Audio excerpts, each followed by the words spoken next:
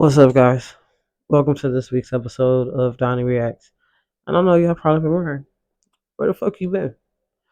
Well, life has been life, and I got some things going on at work, got a promotion, and I had to kind of refocus myself for a while. So I haven't been putting out content the way I usually do. But now that I got things under control, I'm back. So now we finna review episodes 1, 2, 3 of us. And you're gonna see a different type of way I'm doing this content because I'm trying out new things, trying to find my flow, and trying to get less violations. So let's get into it.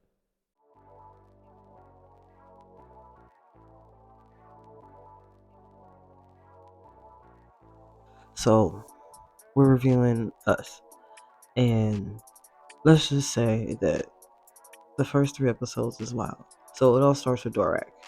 Dorak is like 20 something years old, and she's in desperate need of dental work. So she calls a local college, and she shows up, and then there was this woman, Pam. Pam is gonna be her doctor, and Dorak is smitten. So she spends the rest of her time willingly trying to get to this doctor. And everything's all fine and cool until her brother shows up because he met Pam at an arts gallery, some type of artsy thing. And then when she's like, yo, I like art. Are you an artist? He goes, yeah. Because it's easier to lie than to say, no, I don't know how to drive. Not drive. Draw. So he doesn't draw, but you know who does? His sister. So he goes on and on about, hey, can you help me out? I need you to draw for me. And she agrees to it because she's like the MVP of Little Sisters. Right? So she draws her way into this woman's life, right? So much so that she's like, yo, what's up with your brother? Is he really a good dude? And this is a time for Dorak to like come clean and be like, yo, nah, he's a good dude, but I'm better. But she doesn't. She goes, yeah, he's a good dude. And just basically hands her to her brother, right? So this makes her sick. She's laid up in bed sick, and then one day she's like, well, I gotta finally get out of bed. And when she gets out of bed, she runs into the doctor because she's passing out at the fucking bus stop, right? So the doctor takes her home and starts feeding her candy and shit, trying to make her feel better. They have this little cutesy lovey-dovey thing. They look into each other's eyes, and then Pam goes, I'm gonna date your brother.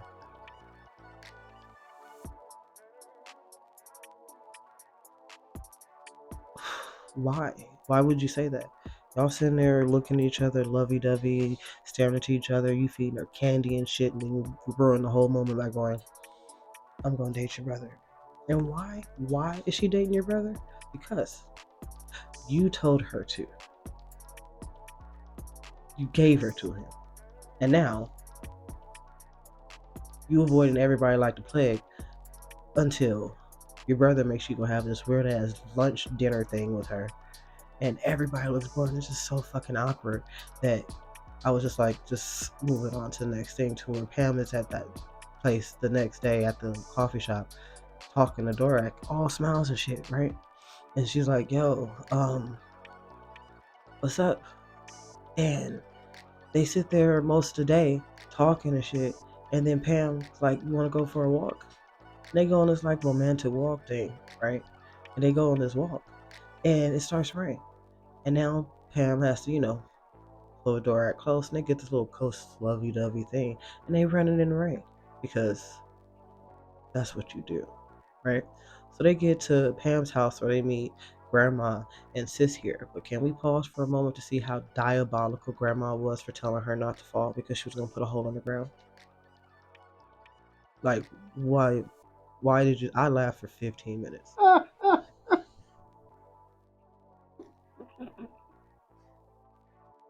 That's not, did she say you'll puncture a hole in the street? Is that what she said? At that, because that was wild. Anyway, now they getting all fresh and clean upstairs, and Dorak is like, I can dry my own hair and I can move and stuff like that. And then Pam's like, nah, Do what I say. And this is where you see Dorak melt. Like literal puddles.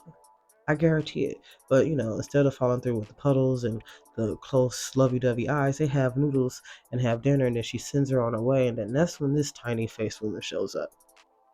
Right? And yes, I know her name. But for the rest of this and the duration of this entire series, she'll be known as Tiny Face Woman or Schmeagle. Schmeagle. Yeah, I said it. Anyway, so she shows up and she's like, "Whoa, what's going on? Did you get any information yet?" And Pam was like, "It just started. Calm down." And she's like, "Well, we both want them to die. Not die, but it came off like that. But she wants them to I want them to be punished." And I'm like, "Just what the fuck did he do?" So Pam gets straight to work the next day and is like, "Yo, Dorak, tell me everything. Tell me about you. I want to learn everything about you." And then Dorak starts to talk about her dad, whose face looked like it's melting off, and goes, "Yeah, I want to do this." And my dad was like, "No, I want you to go to college." And she's like, "I want to be a singer." Then she leaves. She chose to be poor than to stay rich because she didn't want to do what her dad said, which, at this point makes sense. Go for it. So they sit there and they talk, and then Dorak's like, "You want to come and hang out with my friends at our Lonely People's Club where they tell sad stories?" And Pam's like, "Of course, that sounds like fun." They sit there and they tell lonely, sad stories, and then they all look at Pam and she's like, "Nah, I ain't got nothing to say." Right? The next day, after all the lonely heart stuff, Dorak decides she's gonna go for a run because she needs the happy endorphins. So she runs into her brother, who's like, "Hey, I don't know if Pam likes me." And she looks guilty as fuck the whole time. Like, if it was me, I'd be like, "Why do you look like this every time I talk about her?" But he doesn't, because clueless, right? So he's like, "I don't know if Pam likes me." And she's like, "Well, maybe, don't worry about it, da da da da." And instead of letting her brother handle it himself, she runs to Pam. She's like, "Do you like my brother?" And Pam was like, "I'm not going to tell you that." And to me, that was a clear yes or no question. And Pam could have just answered it, but she didn't. But now they're sitting there chit chatting. Wow. Kylie. Kay, I forgot to introduce him at the beginning. Her brother's name is Kay. I keep forgetting that. But Kay goes to her dad and is like, "Yo, when can sister come home?" And the dad is like, "When she fucking apologizes. She the one that left. She the one that caused the trouble. So she has to apologize." And he's set on that. But we know she ain't going nowhere because that same night she finds a flyer on the wall to go perform at a club. And she walks into the club, and this is where she meets Oat. Oat lets her perform and everything, and our girl kills it. She sings a song and she gets the job, and she's going all happy go lucky. And guess who shows the fuck up again? Her brother. Okay? Okay. He is her ex boyfriend. I know you can't see me pointing, but Oat and Kyrie, or K, which we're going to call him K, he and her used to date. So now, here we are with him sitting here talking about, "Hey, what's up? Can you talk to my sister about what's going on?" And then Tiny Face Woman shows up at the place the next day. Okay, cut. So after he goes, "Hey, can you talk to my sister?" She goes, "Yeah, I'll try to talk to her." The next day, while sitting there at the coffee shop, Tiny Face Woman shows up to talk to Dorak. And, "Hey, what's the specials here?" And then Pam was like, "Man, you need to go. Stop coming around." And then later that day, after Pam shoos Tiny Face Woman off, they all sit there and go back to, Sad People's Club, because why not? Why not have a weekly meeting of people who decide to tell sad stories? And Pam, this time, she does share about how her mom and dad died in a car accident. You just kind of put two and two together because Dorak's dad owns a hospital, I think, or is a doctor or something like that. So you start to put two and two together that this is why she's mad.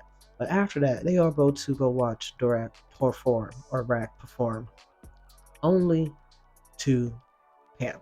Like, this whole scene was just her singing to Pam. And then, again, Tiny Face Woman shows up like, "What's going on? Stay with the picture.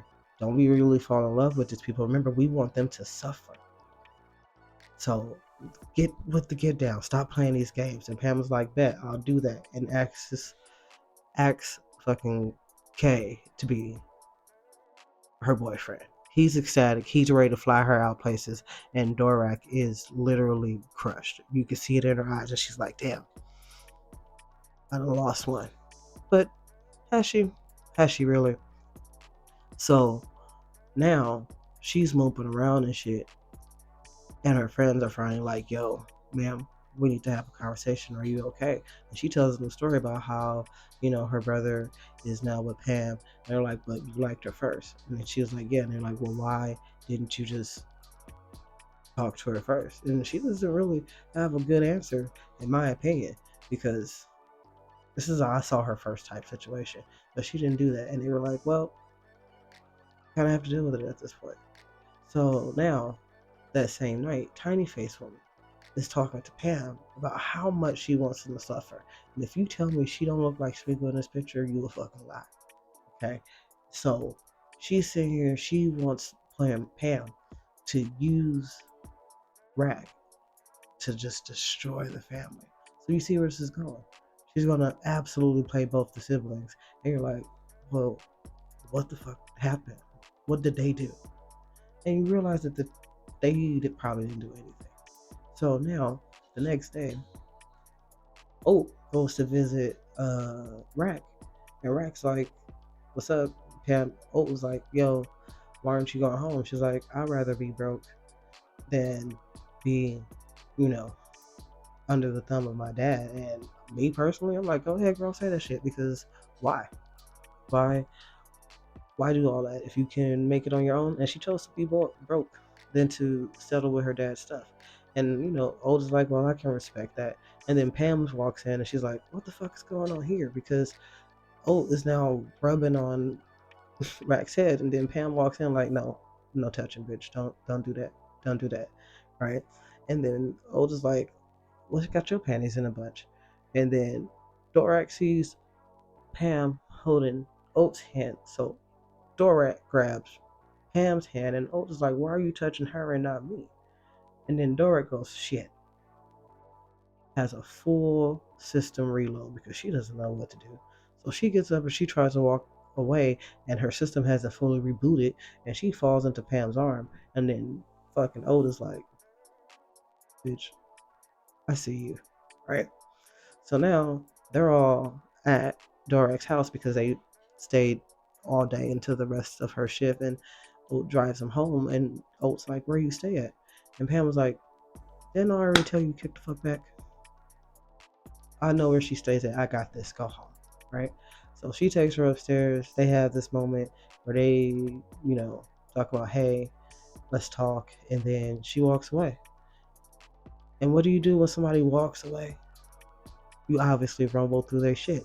And that's when Pam finds the watercolors that she gave to Dorak to give to her brother, because she thinks her brother is the artist, and has just now found out that Rack is the one who's been drawing all those pictures. And she's like, have you been drawing these things?